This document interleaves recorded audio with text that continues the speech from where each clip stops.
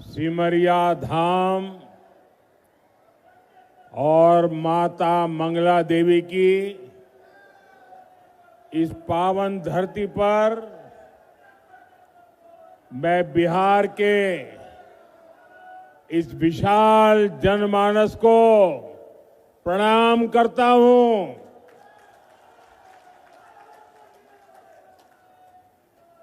हम तोहरा सबका प्रणाम करे छियो। की हालचाल छो? बेगूसराय की इस धरती से मैं राष्ट्र कवि रामधारी सिंह दिनकर जी को नमन करता हूं। मैं बिहार केसरी श्री कृष्ण सिंह श्री बाबूजी को भी आदरपूर्वक प्रणाम करता हूं। साथियों, मेरा सौभाग्य है कि छठ महापर्व की इस शुभ बेला में आप सभी परिवारजनों के बीच आप सबके दर्शन करने का अवसर मिला है। मेरी कामना है कि छठी मैया का आशीर्वाद बिहार पर, हम सभी पर इसी तरह बना रहे। साथियों, जब छठी मैया की पूजा की बात आती है तो शारदा सिन्हा जी को याद करना स्वाभाविक है। और शारदा जी तो बेगूसराय की बहू थी। हमारी सरकार को उन्हें पहले पद्म भूषण और इस वर्ष पद्म विभूषण से सम्मानित करने का अवसर मिला। शारदा सिन्हा जी अब हमारे बीच नहीं है, लेकिन उनके अमर गीत हमेशा गूंजते रहेंगे। मैं शारदा सिन्हा जी को विनम्र श्रद्धांजलि अर्पित करता हूं। साथियों, आज बेगूसराय की ये धरती एक नए उत्साह से भरी हुई है। यहां नौजवानों का जोश है, बहनों बेटियों का भरपूर आशीर्वाद है। ये सिर्फ जनसभा नहीं है, ये बिहार के सपनों का, नए संकल्पों का मेला है, मेला। और इस जनसभा का पूरे बिहार को संदेश है, फिर एक बार एनडीए सरकार, फिर एक बार, फिर एक बार, फिर एक बार, फिर एक बार सुशासन की सरकार। साथियों, आपने हमेशा मोदी पर भरोसा किया है, नीतीश जी पर आशीर्वाद बरसाया है। एनडीए के लिए आपका यही प्यार, आपका अटल विश्वास अब विकास को, विकास के नए दौर की तरफ ले जा रहा है। कोई कल्पना कर सकता है कि अभी दिवाली को गए 2 दिन हुए हैं और छठ मैया का बहुत बड़ा त्योहार कल शुरू हो रहा है, और इस बीच मैं लाखों माताओं बहनों को यहां देख रहा हूं ये अपने आप में मेरे लिए तो एक बहुत बड़ा सुखद आश्चर्य है। मैं सोच नहीं सकता हूं कि बिहार हो, छठ मैया का पर्व कल हो और आज हमें आशीर्वाद देने के लिए ये महिलाएं, माताएं, बहनें, बेटियां, जहां मेरी नजर जा रही है, माताएं, बहनें मैं देख रहा हूं, आप हमें आशीर्वाद देने आए हैं, ये हमारी बहुत बड़ी शक्ति है।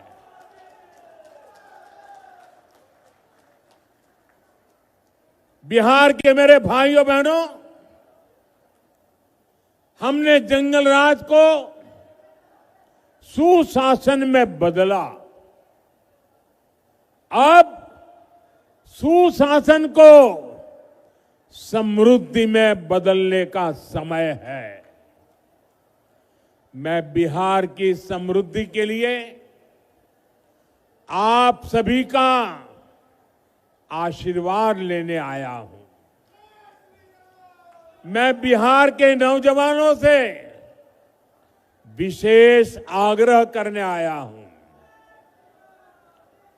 वो 2005 का अक्टूबर महीना ही था जब आपके माता पिता ने बिहार को जंगल राज से मुक्त किया था, सुशासन को चुना था। अब 2025 का ये अक्टूबर और नवंबर आपके लिए नए अवसर भी और एक बड़ी जिम्मेवारी लेकर आया है। आपको अपने और बिहार की आने वाली पीढ़ियों के लिए समृद्ध बिहार बनाना है। आपको अपने एक वोट की ताकत समझनी है। आपके एक वोट से ही बिहार की समृद्धि तय होगी। विकसित भारत बनाने का संकल्प मजबूत होगा। साथियों, जब से बिहार चुनाव की घोषणा हुई है, तब से हम एक चीज साफ साफ देख रहे हैं। एक तरफ एनडीए है,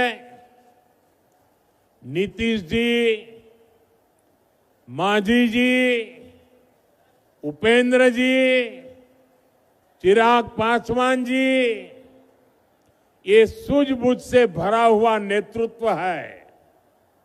इसको भाजपा की हमारी टीम, दिलीप जी, सम्राट चौधरी जी, विजय सिन्हा जी से और मजबूती मिलती है।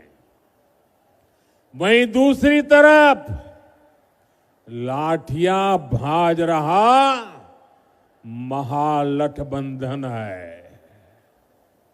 ये लोग कैमरे पर आकर कुछ भी बोले, लेकिन पीठ पीछे एक दूसरे की खाल खींच रहे हैं। इस महागठबंधन में अटक दल है, लटक दल है, भटक दल है, झटक दल है और पटक दल है। आरजेडी बीते 2 दशक में कोई चुनाव नहीं जीती, लेकिन अपने अहंकार में अटकी हुई है। इसी अहंकार में इन्होंने जेएमएम को झटक दिया। कांग्रेस 35 साल से बिहार में आरजेडी की पिछलग्गू बनी हुई है। इस बार आरजेडी ने उसको फिर पटक दिया। इन लोगों ने वीआईपी को भी भटका दिया। जो लेप के दल है उनको लटका दिया। साथियों, जब स्वार्थ हावी होता है, लूट खसूट ही लक्ष्य होता है, तो वही होता है जो आरजेडी कांग्रेस वाले कर रहे हैं। ये लोग पहले टिकट बेचते हैं, फिर घोटाले करते हैं। आप देखिए तो सही, एक आरजेडी का परिवार है जो बिहार का सबसे भ्रष्ट परिवार है, और ज्यादातर लोग अदालत से जमानत पर निकल करके बाहर खड़े हैं। जमानत पर जीने के लिए मजबूर है। दूसरी तरफ कांग्रेस का एक परिवार है जो देश का सबसे भ्रष्ट परिवार है। इस परिवार के भी ज्यादातर लोग जमानत पर बाहर है। साथियों, बिहार ऐसे लोगों पर भरोसा नहीं करता, और इसलिए पूरे बिहार में एक ही नारा गूंज रहा है, एक ही नारा गूंज रहा है, नई रफ्तार से चलेगा बिहार जब फिर आएगी एनडीए सरकार। साथियों,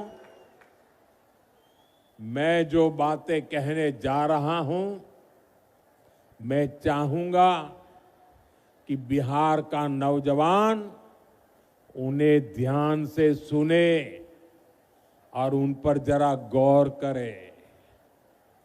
जंगल राज वालों ने सिर्फ अपने बेटे बेटियों का भविष्य बनाया, बिहार के नौजवानों का भविष्य तबाह कर दिया। और ये बात बेगूसराय का हर घर जानता है, हर कोई महसूस करता है। साथियों, हमारे श्री बाबू ने बेगूसराय को औद्योगिक केंद्र बनाने के लिए काम किया था। उनके प्रयास से यहां अनेक प्रकार के उद्योग आए। एक समय था जब ये क्षेत्र देश के प्रमुख औद्योगिक केंद्रों में से एक था।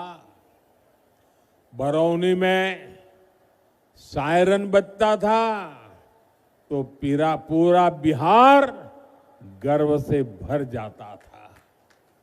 60 के दशक में यहां रिफाइनरी लगी, फर्टिलाइजर फैक्ट्री बनी, बिजली का कारखाना लगा, यहां नौकरियां बनी, उम्मीदें जगी, चहल पहल होने लगी।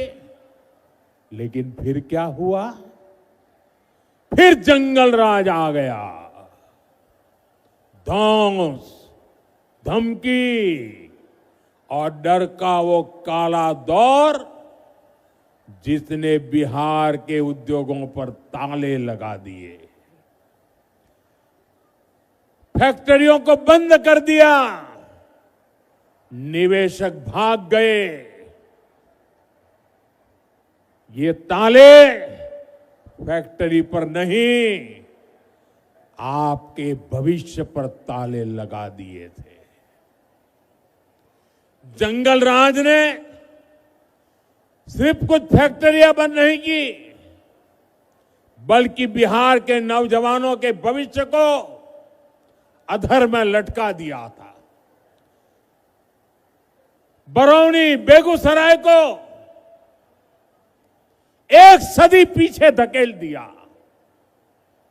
जिस आरजेडी ने बिहार को पलायन का अभिशाप दिया, उसके नेता आज बड़ी बड़ी बातें करते हैं। साथियों, एनडीए सरकार के लिए विकास सबसे बड़ी प्राथमिकता है। हम जानते हैं कि जब औद्योगिकरण होगा तो नौकरियां भी आएगी। इसलिए हमने सबसे पहले बिहार को जंगल राज से मुक्त किया। जब बिहार में कानून का राज लौटा तो उद्योगों के लिए भी माहौल बना। 2014 में डबल इंजन की सरकार बनने के बाद इसे और गति मिली। आज आप देखिए, हमारा बेगूसराय न सिर्फ अपने औद्योगिक पहचान वापस पा रहा है, बल्कि देश का एक बड़ा इंडस्ट्रियल हब बनने की तरफ आगे बढ़ रहा है। बरौनी का खाद कारखाना जंगल राज में बंद पड़ा था। हमने ठाना कि इसको फिर से चलाना है और इसके लिए गैस की जरूरत थी। गैस बिहार में थी नहीं। गैस पहुंचाने के लिए हमने पीएम ऊर्जा गंगा योजना बनाई। हजारों करोड़ रुपए लगाए। पश्चिम बंगाल से बिहार के लिए गैस पाइपलाइन बिछाई ताकि बिहार के नौजवानों को रोजगार मिले और किसानों को पर्याप्त खाद मिल सके। आज इससे हजारों परिवारों की रोजी रोटी चल रही है। साथ ही यहां हजारों बहनों की रसोई में पाइप से सस्ती गैस भी पहुंच रही है। साथियों, जंगल राज वालों ने बरौनी रिफाइनरी को भी अपने हाल पर छोड़ दिया था। हमने उसमें नया जीवन डाला, हजारों करोड़ का निवेश किया।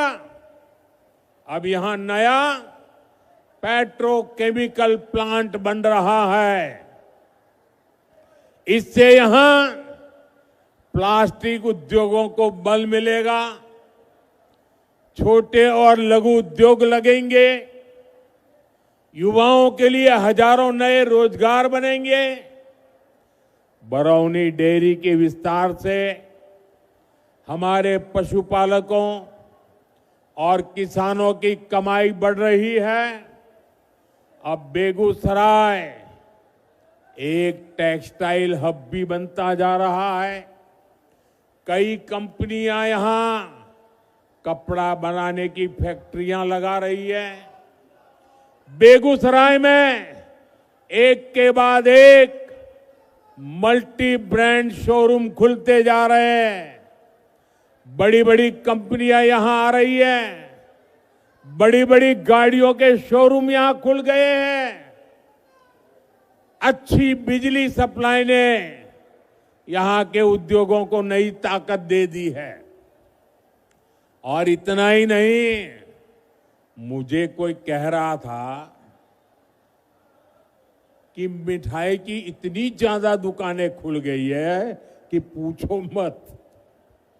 साथियों, नीतीश जी के नेतृत्व में बीते सालों में करीब 50 लाख रोजगार बिहार में बने हैं। शिक्षा हो, पुलिस हो, हेल्थ हो, सब जगह रिकॉर्ड भर्तियां की गई हैं। आने वाले 5 सालों में इससे भी अधिक रोजगार बने, ये संकल्प लेकर हम चल रहे हैं। हम बिहार के जिले जिले में मेडिकल कॉलेज बना रहे हैं। यहां बेगूसराय मेडिकल कॉलेज पर भी काम चल रहा है। गांव गांव आयुष्मान आरोग्य केंद्र बन रहे हैं। इससे doctor, nursing staff, paramedical staff, ऐसे अनेक रोजगार बनेंगे। साथियों, आपको याद रखना है, आरजेडी कांग्रेस का नाम सुनते ही ये निवेशक भाग जाते हैं, जो नौकरी का लालच देकर गरीब का खेत अपने नाम लिखवाते हैं। ऐसे लोग नौजवानों को कभी नौकरी नहीं देंगे।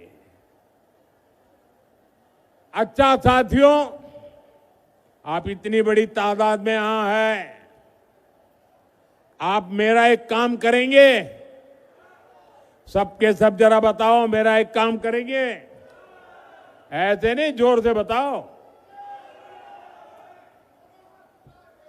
तो एक काम करिए, आपके पास मोबाइल तो होगा ही होगा, जरा मोबाइल फोन बाहर निकालिए।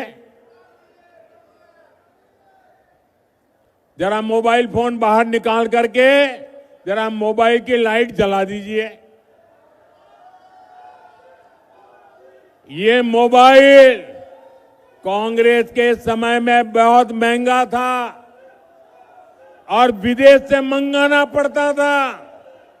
कांग्रेस के समय में देश में मोबाइल बनाने वाले, जरा आप आवाज बंद करो भाई, आपका उत्साह मैं समझता हूं, जरा आवाज बंद करो। मोबाइल फोन बनाने वाली कांग्रेस के जमाने में सिर्फ 2 फैक्ट्रियां थी। आपकी लाइट चालू रखो। अब देश में मोबाइल फोन बनाने वाली 200 से ज्यादा फैक्ट्रियां हैं। भाजपा एनडीए सरकार की वजह से आज डेटा भी बहुत सस्ता हो गया है। इस वजह से बिहार में युवाओं को कंटेंट क्रिएशन का नया मार्केट मिला है। आज बिहार में ये मोबाइल, ये प्रकाश हर कोई देख रहा है। अब मैं आपसे पूछना चाहता हूं, आप मुझे बताइए साथियों, बिहार के लोगों के हाथ में जब इतनी रोशनी चमक रही है तो बिहार के लोगों को लालटेन की जरूरत है क्या?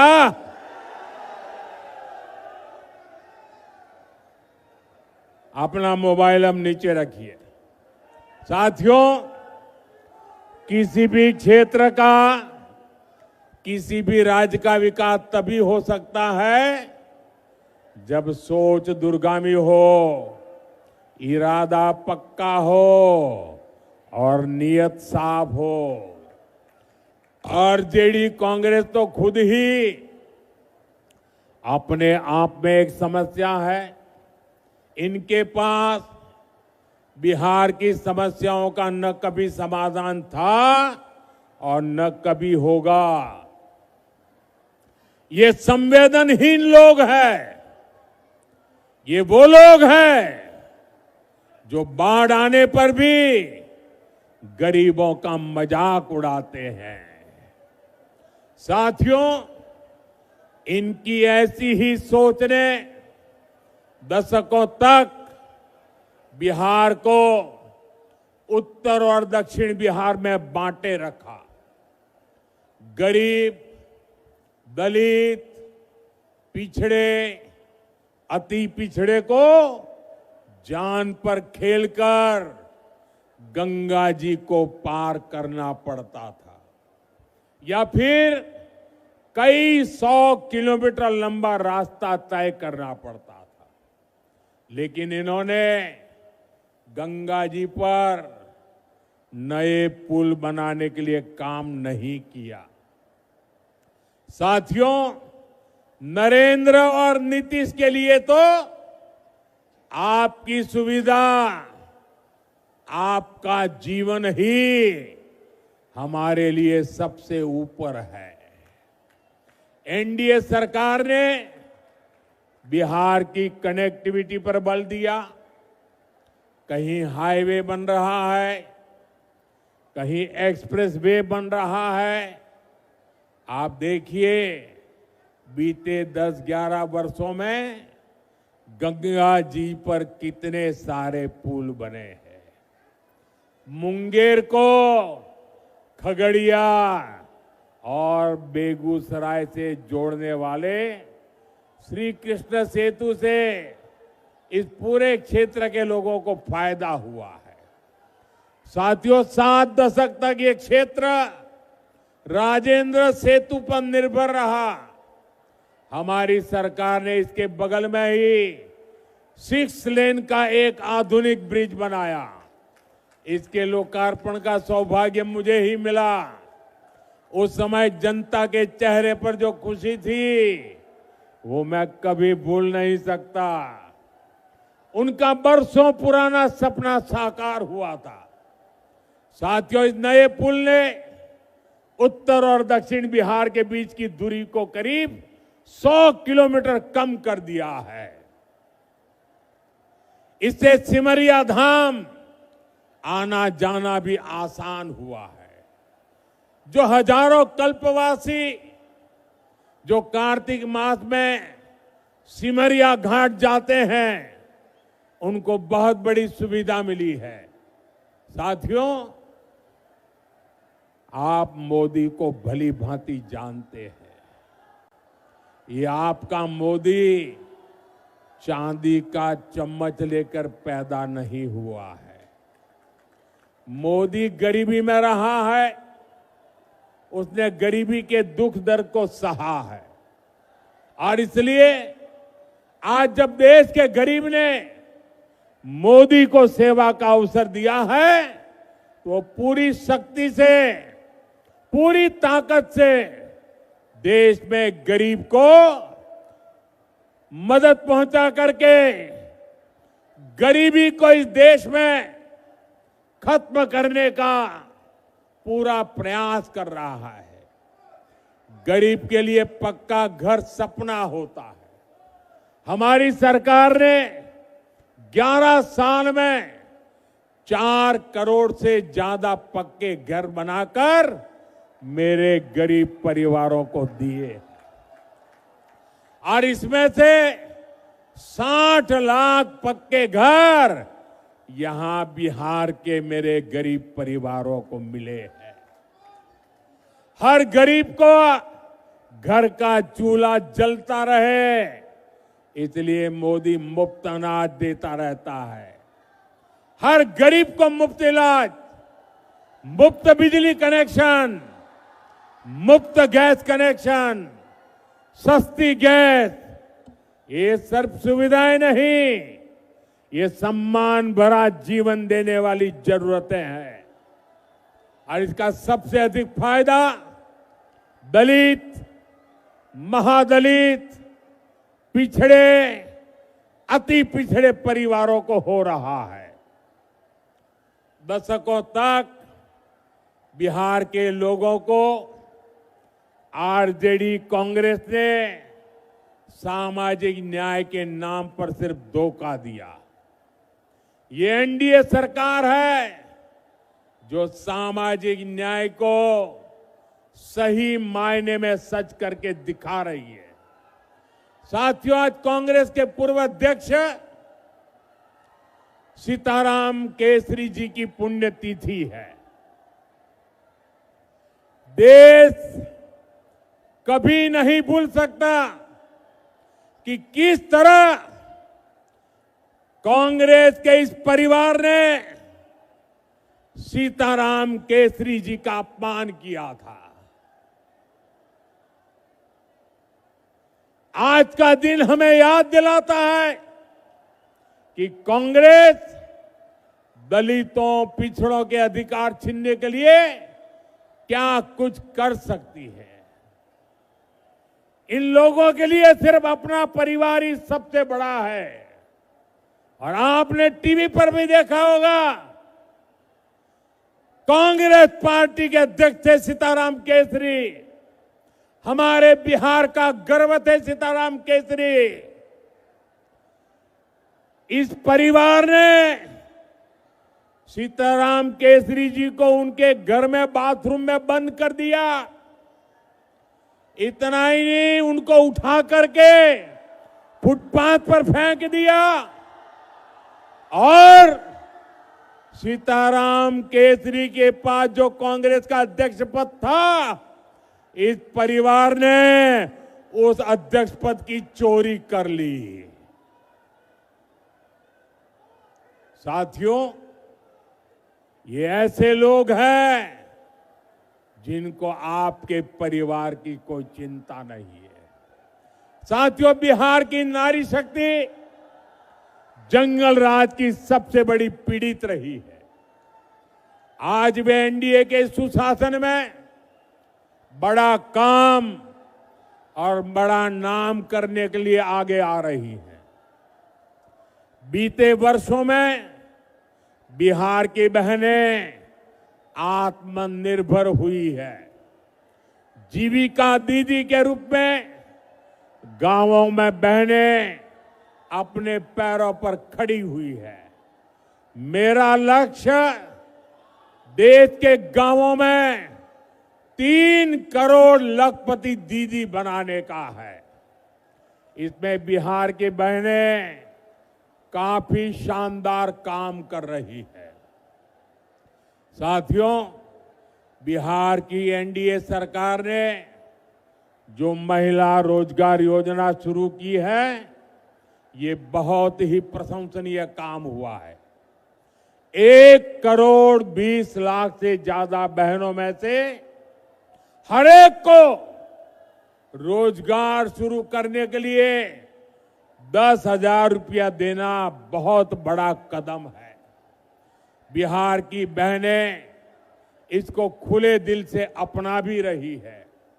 इसलिए आप सभी को इन महिला विरोधी आरजेडी कांग्रेस वालों से बहुत सावधान रहना है। इनके लिए हर रास्ता बंद करना है। आपको याद रखना है, ये आरजेडी कांग्रेस वाले महिला रोजगार योजना पर भी ताला लगा सकते हैं। महिलाओं के अधिकार बात आई, इन लोगों ने पार्लियामेंट में सारे नियमों को तोड़ करके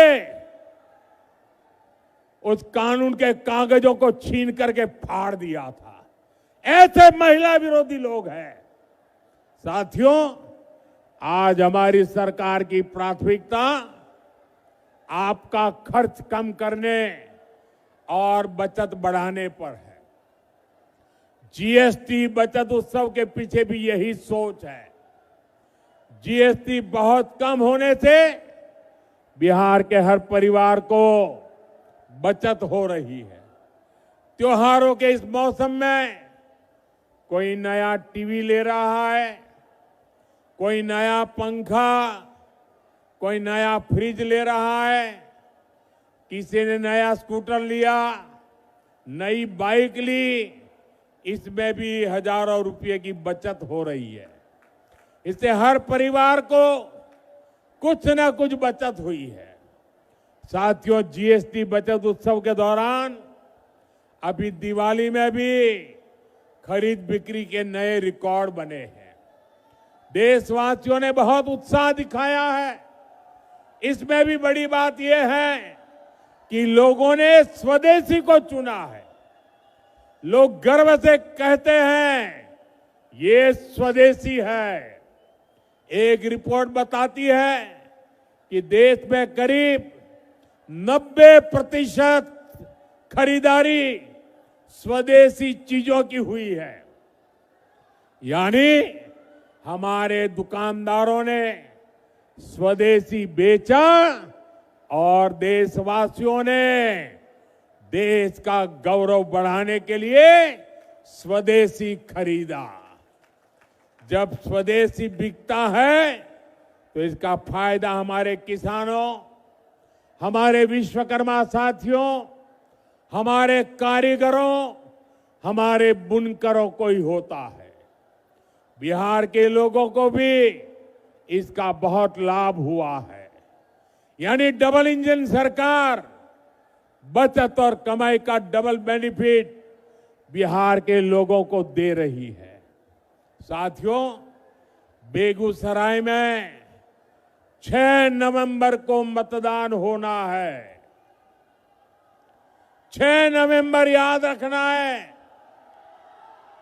समय बहुत कम है। आप मेरा एक काम करेंगे, जरा जोर से बताइए, आप मेरा एक काम करेंगे? जरा हाथ ऊपर करके सबके सब लोग बताइए, मेरा एक काम करेंगे? देखिए, आपको घर घर जाना है। मोदी है आप मेरे लिए, तो मोदी बनकर आपको मेरी बात घर घर पहुंचानी है। एनडीए ने बिहार को नक्सलवाद से, माओवादी आतंक से मुक्त किया है। आज बेखौफ होकर आप अपना काम कर सकते हैं।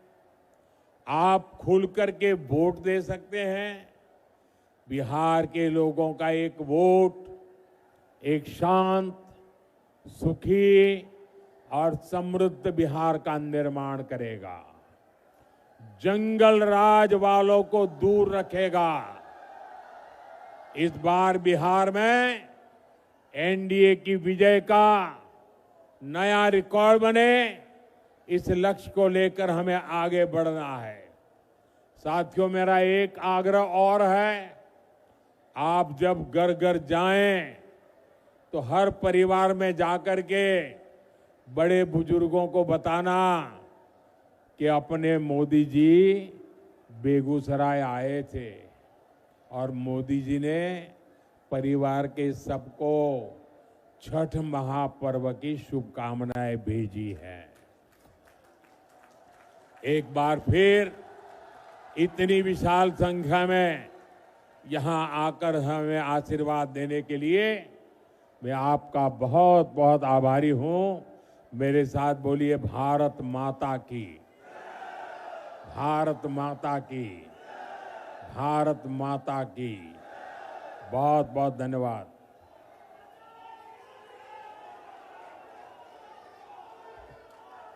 जो चुनाव लड़ रहे हैं वो उम्मीदवारों से मेरा आग्रह है, जरा आगे आ जाइए।